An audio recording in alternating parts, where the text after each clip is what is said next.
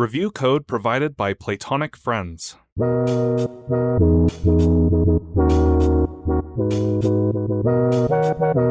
I'm Jared. I'm Marcus. Level with us.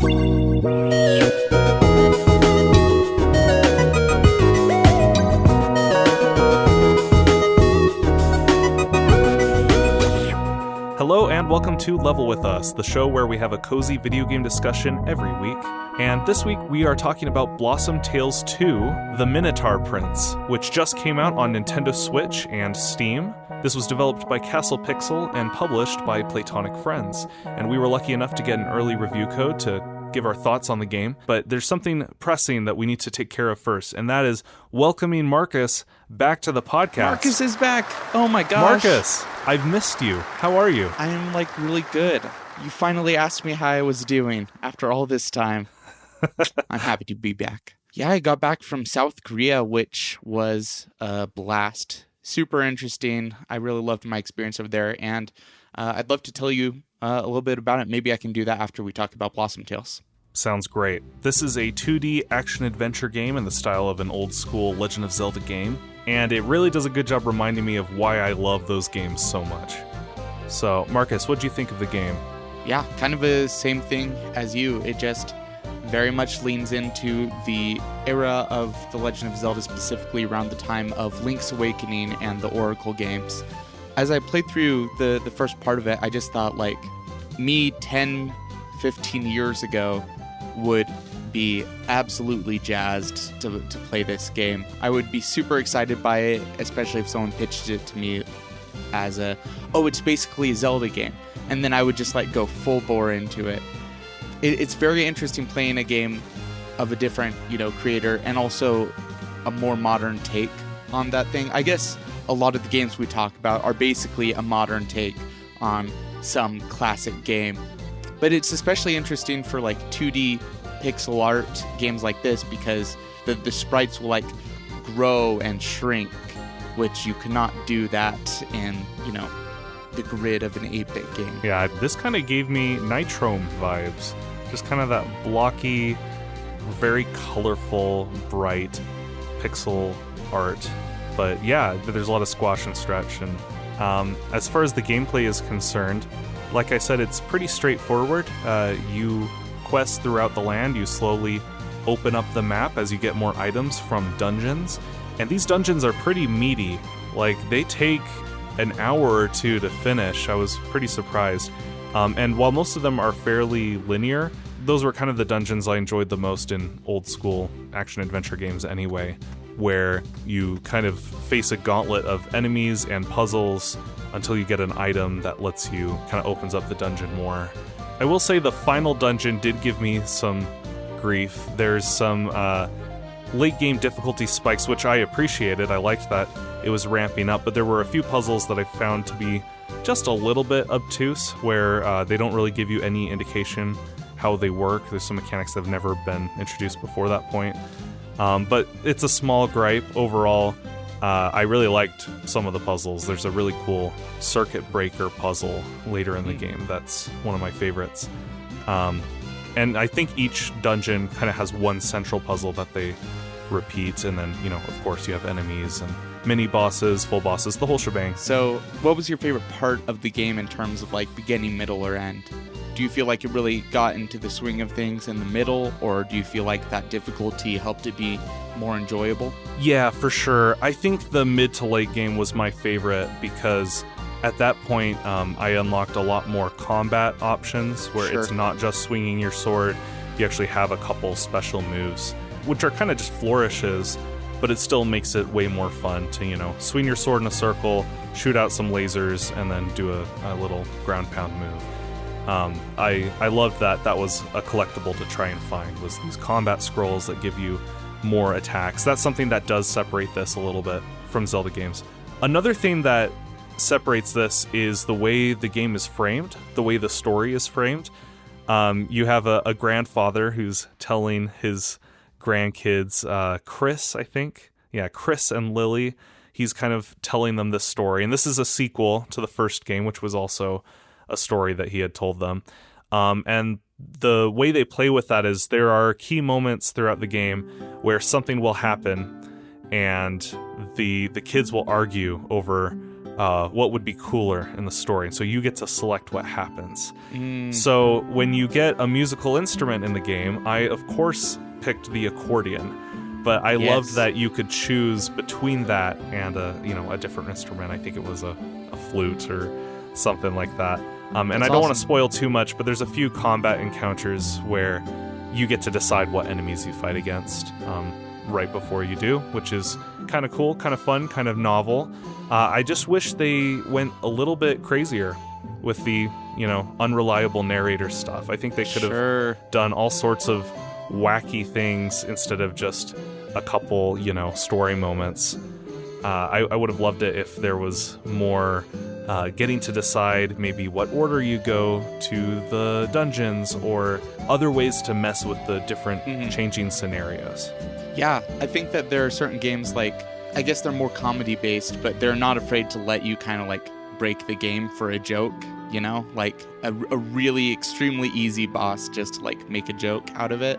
So I agree. I think that games that take wider swings with this sort of thing are more memorable. I wonder if the developers kind of wanted it to be, about equal either choice. They wanted both of them to be equally valid choices, but I think that sometimes comedy and memorability kind of requires you to have a bad choice, Yeah. One last thing I want to talk about before we get into star pieces is the potion crafting element. Did you get to play around with that at all? No, I don't think I got that far.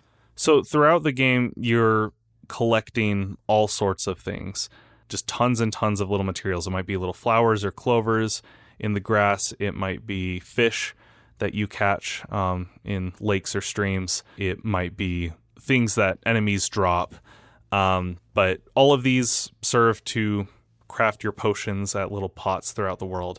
And it's just fun to collect lots of things. I think it'd be nice if there was a map guide or something that could tell you where to find those recipes, because it would have been, I think, even more fun if you tracked down individual ones to get the potion you wanted. And while I didn't encounter too many recipes, I was always trying to fill up my empty bottles to give myself little buffs throughout the game. So that's another little twist that I did appreciate. But with that, let's get into Star Pieces. Star Pieces is the part of the show where we talk about a cool little detail or something that we liked about the game during our playthrough. It's interesting that you mentioned the late game stuff about narrating, because that's actually was just going to be my star piece. I think that frame narratives are super fun, and I had no idea to the extent that it even went. I agree, though, that it makes sense that, maybe they could have taken wider swings, but also I didn't play far enough to really see what kind of choices it was working with. But yeah, my star piece is exactly that, just the fact that it's a frame narrative with the grandpa.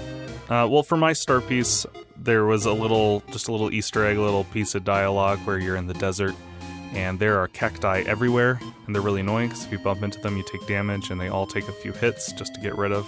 And so after being annoyed by all these cacti, I went into the town in the desert, and one of the NPCs said, "Drink cactus juice, it'll quench ya, nothing's quenchier." And as an Avatar The Last Airbender fan, I always appreciate references like that. So that's my little star piece that I found on my playthrough. That's awesome. I love that. And with that, we'll get into quick jabs. And jab.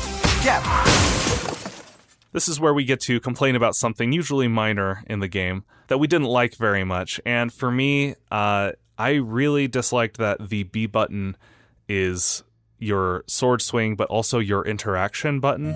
Ah, yes. So if you run up to a pot, you might slash it or you might pick it up if you're a little too close. This game does let you remap all of the buttons, which is very nice, but it doesn't remap sword and interaction. Those are always tied together no matter what. And the problem with that is to advance text, you press A, but to initiate a conversation, you press B. So that's already confusing because B won't continue the conversation. You have to switch back to A. And then the other thing is you can only hold 2 items. You roll with X, but you can also roll with ZR, which is what I did the whole game. So I thought it was a little bit of a missed opportunity to only have 2 items available mapped to buttons at any time. I don't know. I feel like most modern controllers can accommodate for that. Maybe this was them trying to, make sure you had limitations. Maybe it was to capture the feel of swapping out items back on the Game Boy, but I just think with the tons of buttons on my controller, the bumpers, the D-pad, all the things that just weren't really being used, I think there could have been a little bit of a better solution. Yeah, it comes up surprisingly often where you don't want to stab someone, but you accidentally do that, or you don't want to talk to someone and you accidentally do that. I think that is an apt quick jab. Mine is also about sword swinging, but it's more just the feel of it. I don't love the feel of the sword attack animation.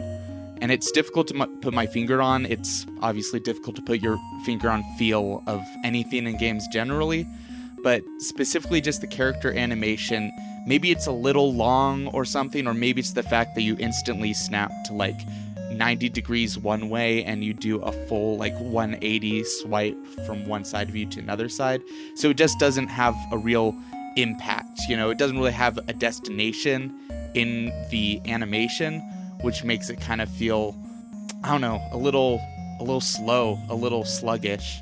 Interesting. Did you feel this at all, Jared, or was this kind of just a me thing? It was definitely different than most Zelda games I've played, which I didn't mind. I got pretty used to that. But yeah, I feel like, it probably was a little less responsive than just a quick sword swing.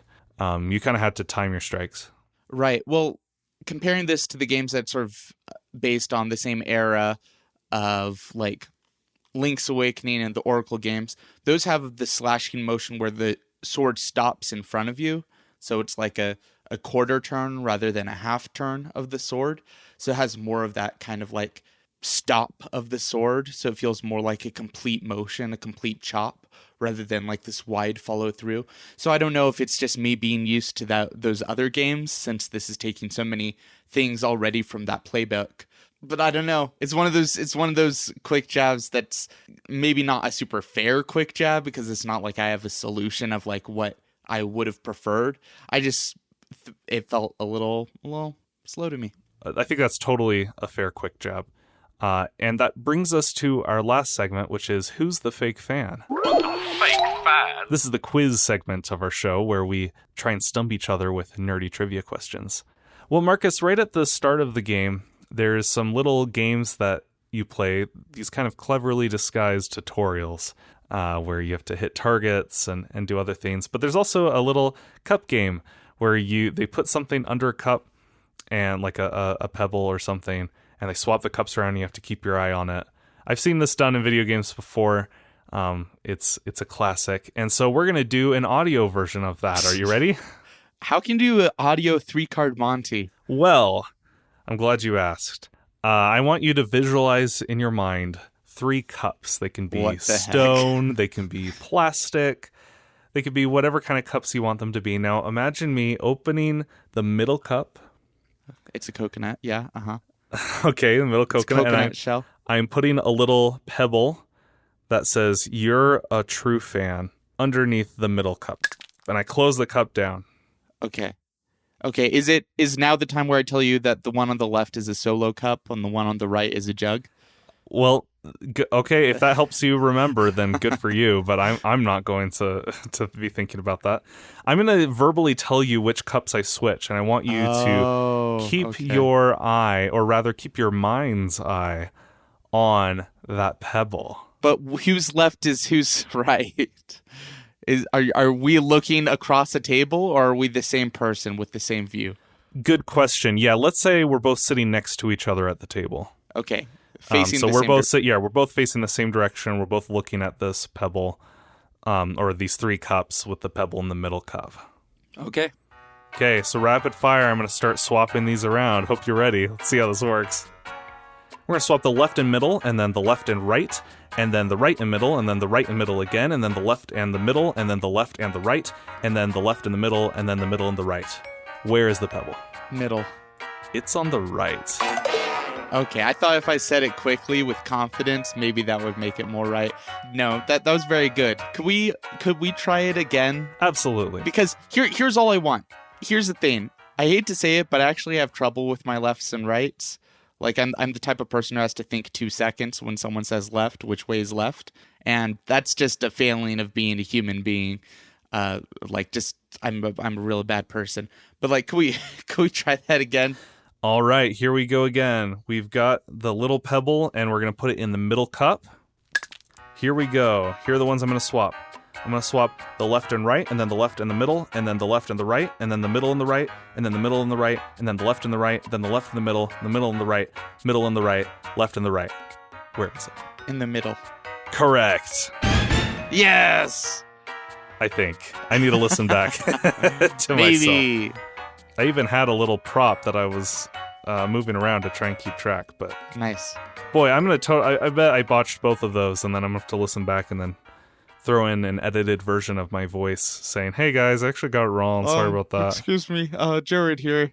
Excuse me, Jared here. I got everything exactly right. But I'm curious if our listeners got them right as well. So please feel free to leave a comment on our YouTube version or tweet at us at LVLWithUs and let us know how you did. Back to the show.